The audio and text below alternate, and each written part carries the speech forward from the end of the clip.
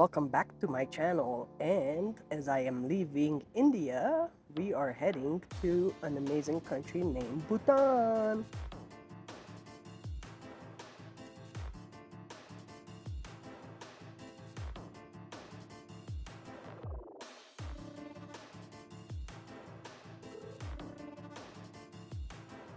Bhutan has been a monarchy since 1907, and it's had 5 kings called the Drukair or Dragon King. So, gotta make it to gate 7, so I need to step it out. Just like these people. Gotta go. The current king is Jigme Ksa Namgyel Thangtong, I hope I pronounced that right, who ascended to the throne in 2006 at age 26, and he is known as the People's King, and it's incredibly popular. The most revolutionary was his father, the 4th king, Jigme Singye Wangchuck. In 2008, he voluntarily gave up absolute power and established Bhutan as a constitutional monarchy with democracy. Can you imagine? A king willingly limiting his own power for his people's benefit. He's also famous for creating the concept of gross national happiness, measuring a country's success not by GDP, but by well-being of its citizens. Paro International Airport is also, just like Lukla Airport, consistently ranked as one of the most dangerous airports. We had a slight crosswind, but landed successfully. So let's talk about this airline that made the journey possible and the fascinating kingdom we're entering. Drukair is known as the Royal Bhutan Airlines, was founded in 1981 and started operations in 1983. It's Bhutan's national flag carrier. Only a handful of pilots in the world are certified to fly into Paro, and all of them work for Drukair or Bhutan Airlines. The pilots get specialized training on flying through valleys with peaks reaching over 18,000 feet.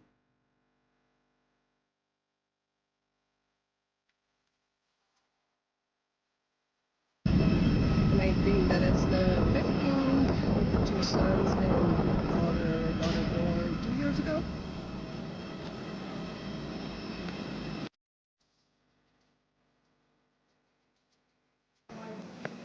Wow.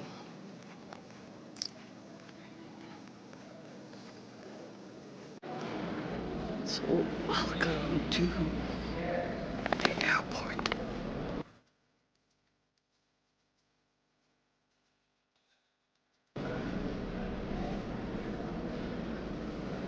This is amazing. This is by far one of the best airports I have ever landed. It almost gave you like sort of goosebumps entering the lobby area before security checkpoint.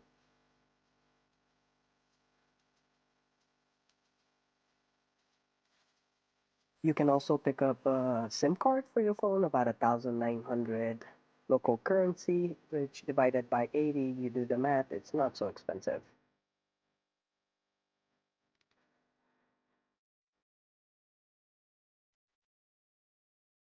Hello. Melania. Melania. Yes. Okay, sure. Itbayok.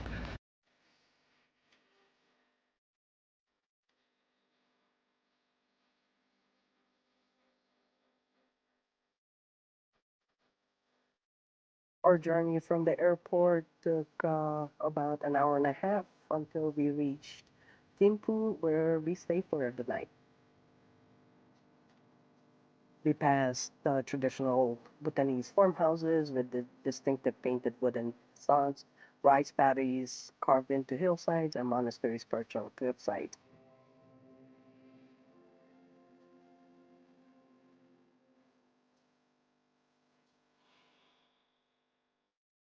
The road twists and turns through stunning valleys with colorful player flags floating everywhere you look.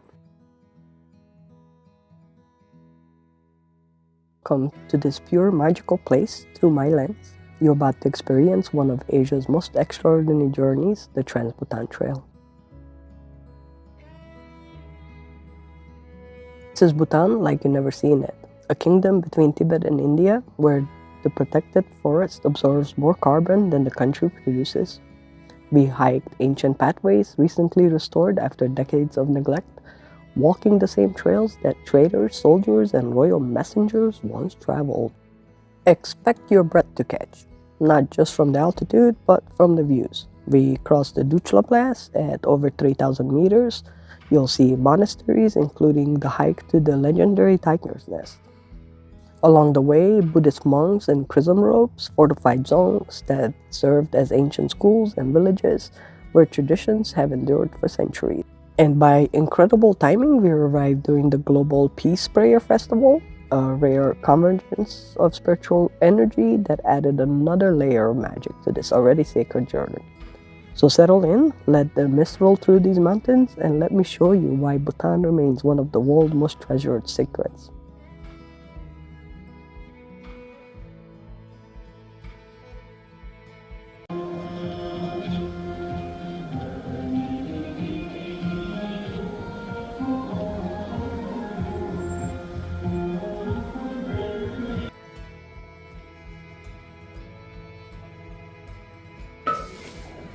Having some eat-me soup. Spinach, okay. Steamed rice. Vegetable chow mein. Keva dashi. Fried cabbage. Mixed veggies. And what's left, chicken chili.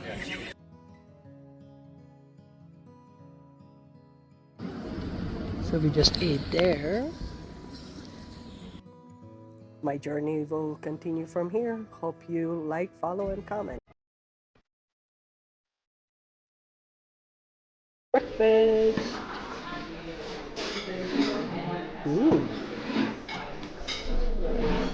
Yum yum. Is over there in a giant Buddha statue.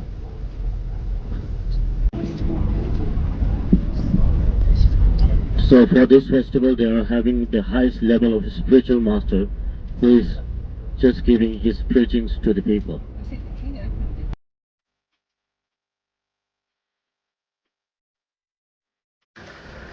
It is time to start our day. Hike away. No clue how high we are.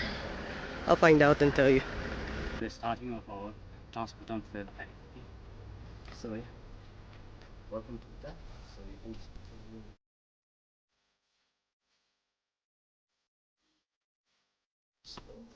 we received a scarf called Katak.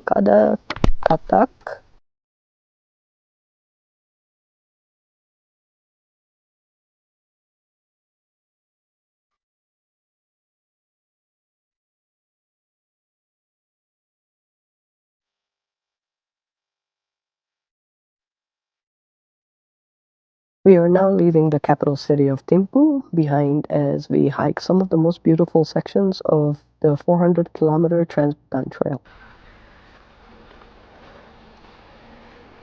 We just go higher and higher.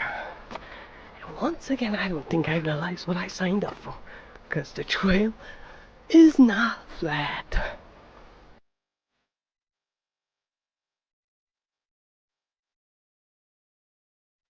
The higher we climb, the more the world below fades away. Up here, between earth and sky, ancient Buddhist wisdom starts to make sense, especially when you're this out of breath. Buddhism teaches that life is an illusion, not in the sense that it doesn't exist, but that it lacks fixed, independent reality. Well, my reality is I'm behind the group. In the end, I always catch up. Everything is a temporary arrangement shaped by perception. What one person in modern society identifies as a table might be used as a raft in an Amazonian village, while a cat would likely treat it as a bed.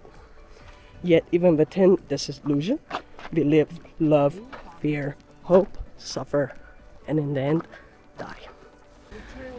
Like a prayer rock maybe? That is probably useful. Traveler stack offering, each one a wish, a prayer, or gratitude left behind. Buddha Dordenma, 168 feet of gilded bronze watching over the valley. Inside, 100,000 smaller Buddha statues, a monument to peace visible for miles. So there we go, Happiness Garden. 8 acres. Dedicated to Bhutan's philosophy of gross national happiness, this garden will one day contain happiness trees planted by people from every nation in the world. Prayer flags carrying blessings on the wind.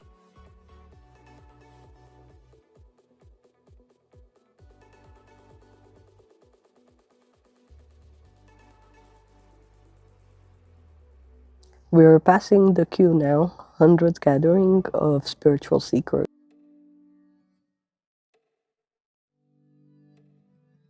Local families arriving with traditional go.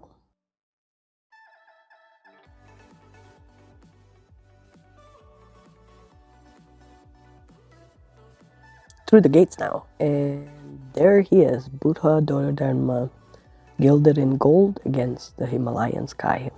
Monks in chrism robes entering behind us. To the right, a stupa marks the sacred ground. The prayer began. Tents set up for the festival ceremony. So, Ride for liberation for unseen obstacle.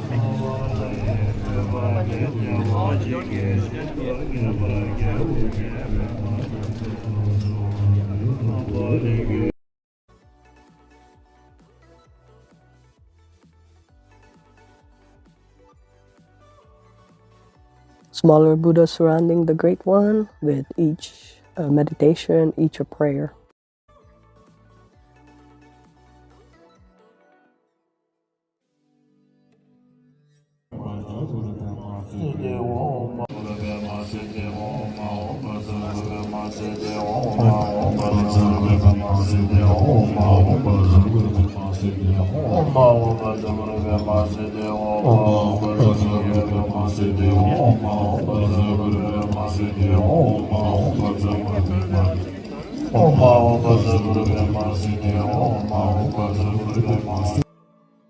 And now the ritual, Circumambulation.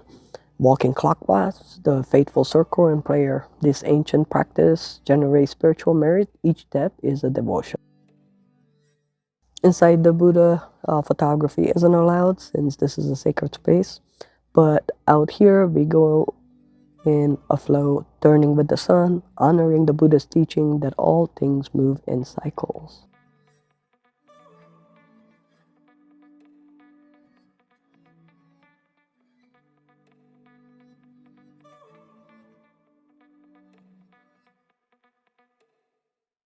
The smaller statues from earlier are adorned with the hatha scarves, blue, white, yellow, and red.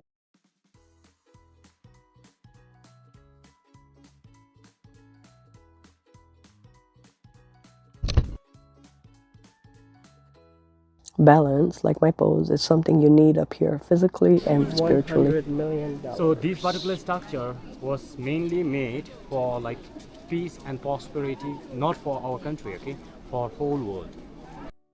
Cost $100 million, but as our guide says, built not just for Bhutan, but the whole world's peace and prosperity. As the stupa, through the gates, back to street level for one more glimpse of the towering Buddha. And here, another gate, another balance check, the entrance to Quin's Plonghondrong Nature Park, where the most enjoyable hike begins. So why do they call this the most beautiful hike in the world? And look at that.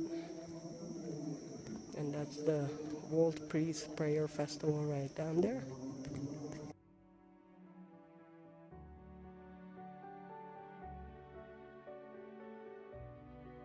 The trail winds down through pine forests, switchbacking toward the valley floor. Prayer flags flutter in various locations along the trail.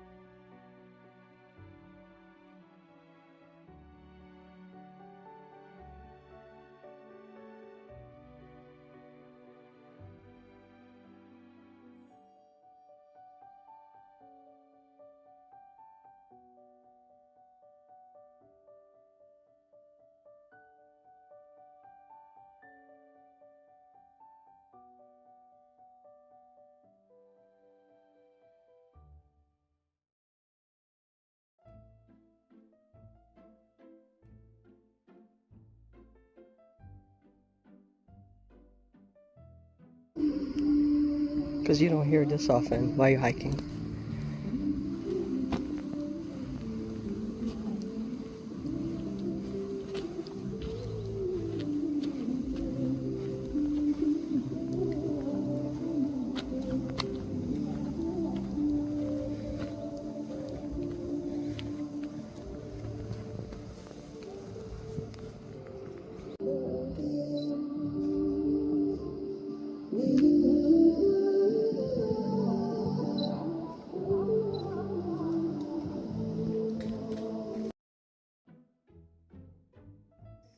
So what's important in the woods is to be aware of your salt usage. So how do you become mindful of your salt usage? Well, you eat salted caramel. Is that considered salt?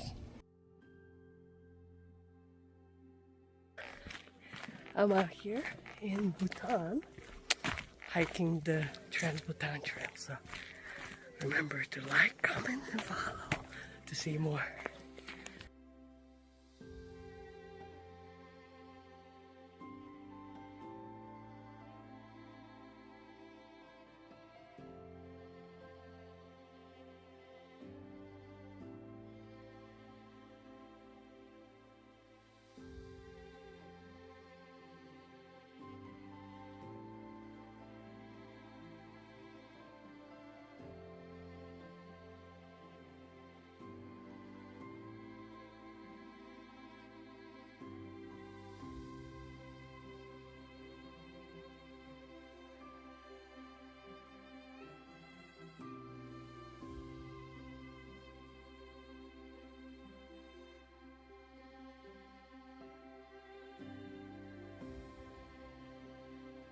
Descending back into Thimphu now, where modernity meets tradition.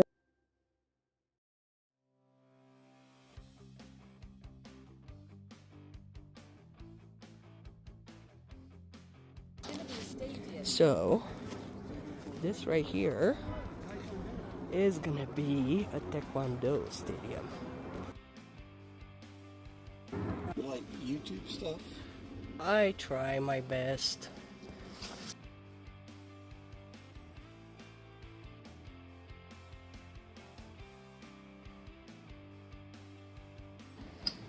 So, Ministry of Education and Skills Development.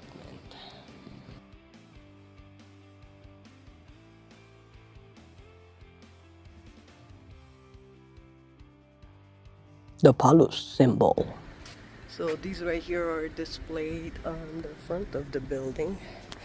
Like the picture I showed you to kind of like get rid of, evil spirits. Yep, evil spirits gone.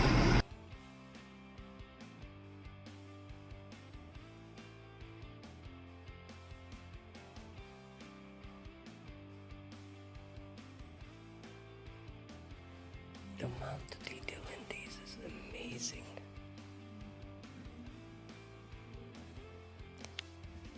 Oh, let's get a little bit of this. I think this has bones too, yeah? I know. Some is in a nice sauce, isn't it? Yeah. A little bit of that. And I think this is what, potatoes or something? Yes. Chicken. Chicken and chips.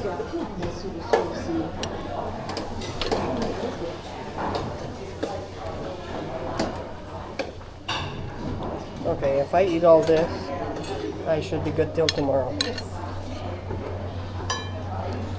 Yep. Am I being greedy? I don't know what this is, but we'll put some of this too.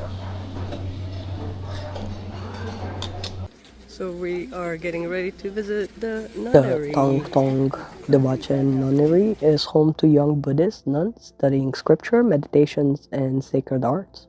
In Bhutan, nuns live a monastic life similar to monks, dedicating themselves to spiritual practice.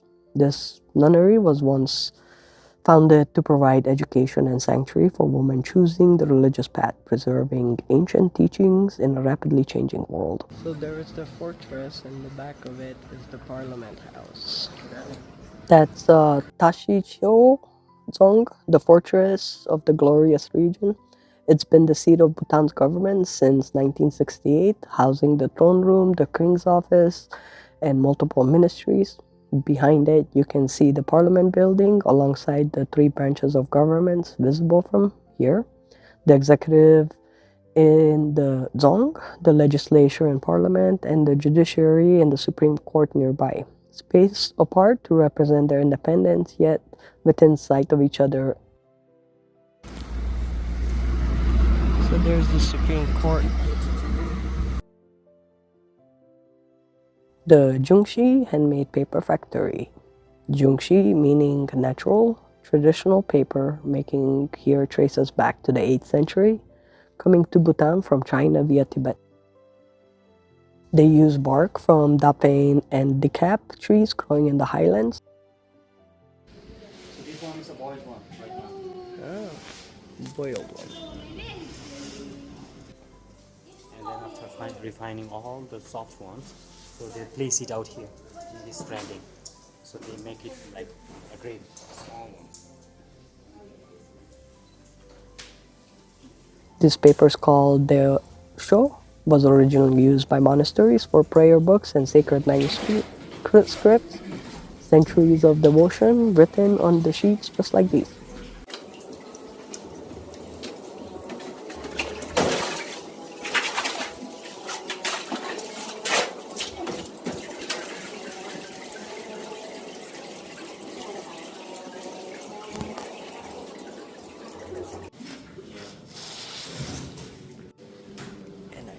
This is used for dyeing.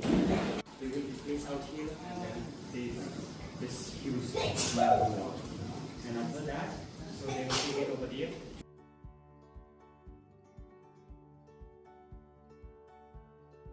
Used for scriptures back in the day. So we get to go to the vegetable market. What? And some meat. And bacon, raw bacon. So what's interesting and that this is probably the first market that I've ever been that it just super quiet in a way. So, and by the way, all the meat is imported, just like the chicken I ate earlier, because they do not kill anything here. But pretty quiet market, huh?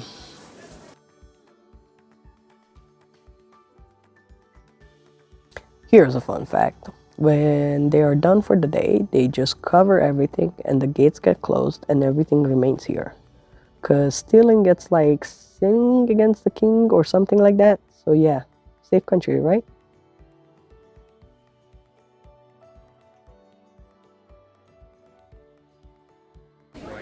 Different rices. Japan rice. Species of like rice, different varieties of rice, which have been grown locally out here. Yeah, we saw the paddy field.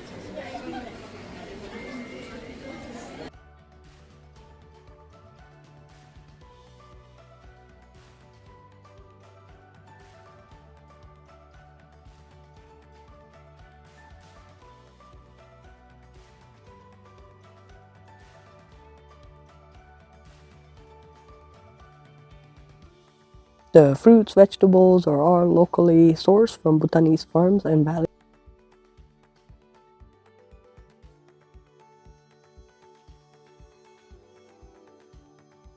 Yeah, with cheese. Smells really good.